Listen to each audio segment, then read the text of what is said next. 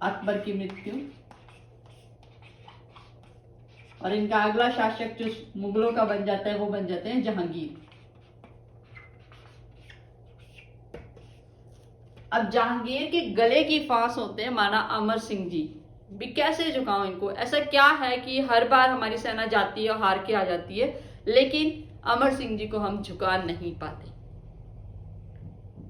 तो उन्होंने क्या किया, एक आदेश दिया कि जितने भी उनके क्षेत्र के जितने पुरुष हैं उनको मार डालो, और महिलाओं और बच्चों को वहां से उनका अपहरण करो, दिल्ली ले जाकर उन्हें बेच दो।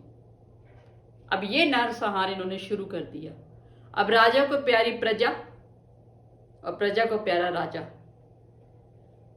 राजा प्रजा को प्यारा था तो प्रजा को उसकी सजा जहांगीर ने दी, एक नरसंहार किया। इस तरह के हालात देखते हुए अमर सिंह जी ने देखा, और एक शुरू से लेके अब तक बार बार जो युद्ध हो रहे थे उनके संसाधन भी खत्म हो गए थे और बहुत ही जर्जर हालत आ गई थी। तो अमर सिंह जी ने फिर भी घुटने नहीं टेके, लेकिन इनके सरदार सामंत अमर सिंह जी के पुत्र करण सिंह के पास गए। पुत्र करण सिंह, तो अमर सिंह जी के पुत्र कौन से?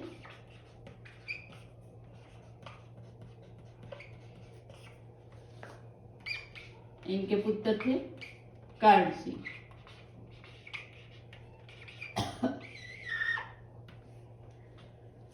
करण सिंह इनके पुत्र थे। इनके पास गए तो इन्होंने समझाया कि इस तरीके से नरसंहार हो रहे हैं, औरतों को बेचा जा रहा है, हमारे जो राजपूत बेटियां हैं, जो बहुएं हैं, उनको बेचा जा रहा है, बच्चों को भी किडनैप करके ले जाया जा रहा है, तो इसका कोई हल निकालो। तो करण सिंह और कुसामत सरदारों ने जब अमर सिंह जी को समझाया तो वो संधि के लिए तैयार हुए। तो मेवाड़ और मुगलों के बीच जो संधि हुई थी वो हुई थी 1615 ईस्वी में। मेवाड़ और मुगल संधि कब हुई थी? 1615 ईस्वी में। और इस संधि के लिए जहांगीर ने किसको भेजा था? अपने पुत्र खुर्रम, शाहजहां को। खुर्रम भी कहते हैं उन्हें, शाहजहां को भेजा था। 1615 में ये संधि हुई। संधि में कुछ शर्तें रखी गई। सीधी सीधी तो संधि महाराणा अमर सिंह भी करने वाले नहीं थे, उन्होंने अपनी शर्तों पे ही संधि करवाई थी। मुगलों ने कहा कि दोनों तरफ से संधि करने में ही फायदा है, क्योंकि हम भी थक चुके हैं बार बार लड़ाई झगड़े करके, बहुत से संसाधन का नुकसान हो चुका है, धन धान्य की कमी हो चुकी है, तो हमें संधि करने में ही फायदा है। दोनों तरफ से संधि के लिए मंजूरी थी। महाराणा अमर सिंह ने कुछ शर्तें रखी। उन शर्तों में पहली शर्त ये थी कि महाराणा स्वयं दरबार में नहीं होंगे, दरबार में नहीं होंगे। कौन से में? मुगल दरबार में। संधि का ये था, एक भी मुगल जो दरबार लगेगा उसमें एक जो जिसके साथ संधि हुई है उसके राणा वहां बैठेंगे। तो महाराणा की जगह वहां पर कौन बैठेंगे? करण सिंह जी, उनके युवराज। दूसरा था भी 1500 घुड़सवार। ये होता था भी जब भी युद्ध में जाना होता है तो जिस राज्य के साथ संधि हुई है, जैसे राजपूताना राजा इनके अमर सिंह जी के साथ जो संधि हुई है, तो वो अपने कुछ सैनिक साथ ले जा सकता था, तो वो अपने 1500 घुड़सवार लेके जाएगा सेना में।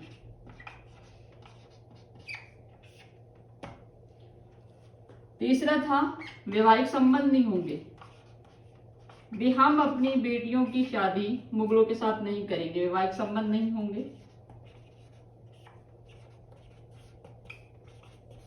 चौथा, अमर सिंह ने चित्तौड़ का महाराणा अमर सिंह जी ने चित्तौड़ का दुर्ग मांग लिया, लेकिन इस शर्त पे उन्हें दिया गया कि वो चित्तौड़ के दुर्ग की मरम्मत नहीं करवाएंगे।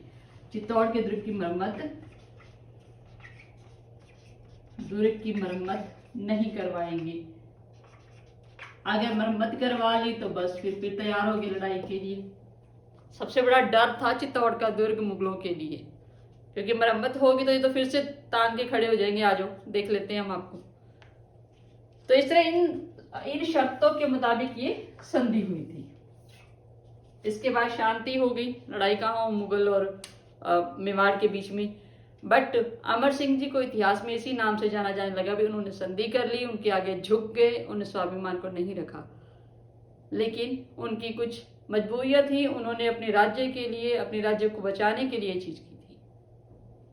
1615 की इस संधि के बाद महाराणा अमर सिंह जी दिल कमजोर से हो गए थे। उन्होंने अपना सारा राजपाट अपने पुत्र करण सिंह को दिया और कहा कि बेटा आप आगे का राजपाट संभालिए, मैं तो अब चला। तो उन्होंने 9 सतिया में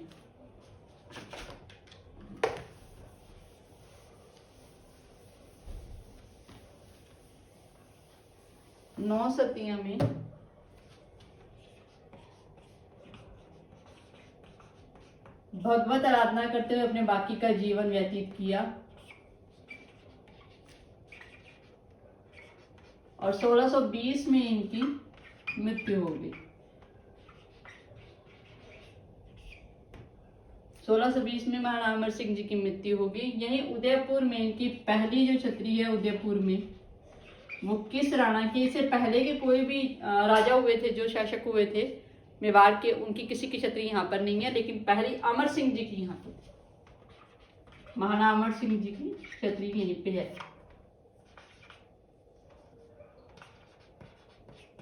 अमर सिंह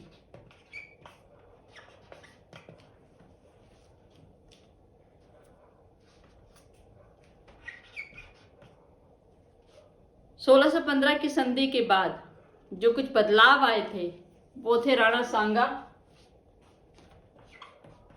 और से लेकर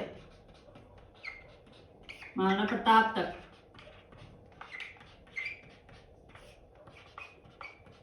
जो स्वतंत्रता की भावना थी वो खत्म हो गई थी, लेकिन कला संस्कृति और शांति का उद्भव हुआ था। युद्ध नहीं हो रहे थे, शांति तो होनी थी, संधि हो चुकी थी। जब कला की बात आती है तो महाराणा अमर सिंह जी के बाद इनके पुत्र करण सिंह राजगद्दी पर बैठते हैं। उनका शासनकाल जो था करण सिंह जी का, वो 1620 से लेकर 1628 ईस्वी तक का।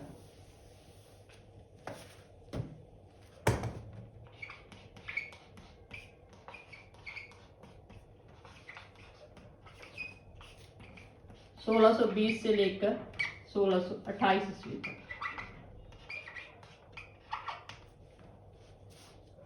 इन्होंने उदयपुर का जो जीर्णोद्धार करवाया, उदयपुर में बहुत सारी चीजों का निर्माण करवाया। उदयपुर में इन्होंने पहला तो, इनका नाम खुद का करण है, तो कर्ण महल बनवाया। पिछोला झील का जो बांध था उसको मजबूत करवाया, झील के बांध को मजबूत करवाया और इस झील का विस्तार भी करवाया था।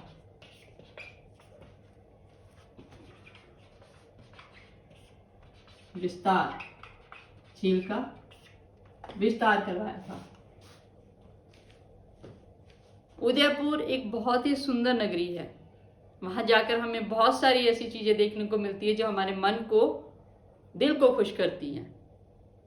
तो इसी तरह उन्होंने एक और महल बनाया था, दिल खुश महल। जब हमारा दिल खुश, तो दिल खुश महल बनाया। उस महल को देखकर हमारा दिल खुश हो जाता है। महाराणा करण सिंह ने जग मंदिर का निर्माण शुरू करवाया था उदयपुर में। इसका जग मंदिर का निर्माण अभी प्रारंभ हुआ था। जग मंदिर का निर्माण, तो कहते हैं इस समय ना शाहजहां की अपने पिता जहांगीर के साथ थोड़ी अनबन हो गई थी, तो वो विद्रोह पर उतर आए थे।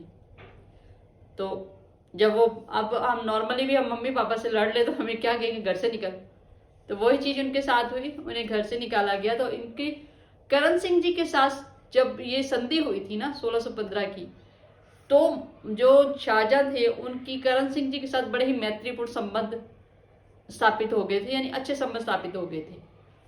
तो जहांगीर ने जब शाहजहां को वहां से निकाला विद्रोह के रूप में, तो इन्होंने, जहांगीर ने इनके साथ कांटेक्ट किया, भी क्या करूं, तो इन्होंने कहा कुछ नहीं यार, आ जाओ आप जग मंदिर में रहो, मैं आपको यहाँ रखता हूँ, ये सुरक्षित भी है आपके लिए। तो वो जग मंदिर आके रुके थे। कहते हैं बाद में जो शाहजहां ने ताजमहल बनवाया था आगरा में,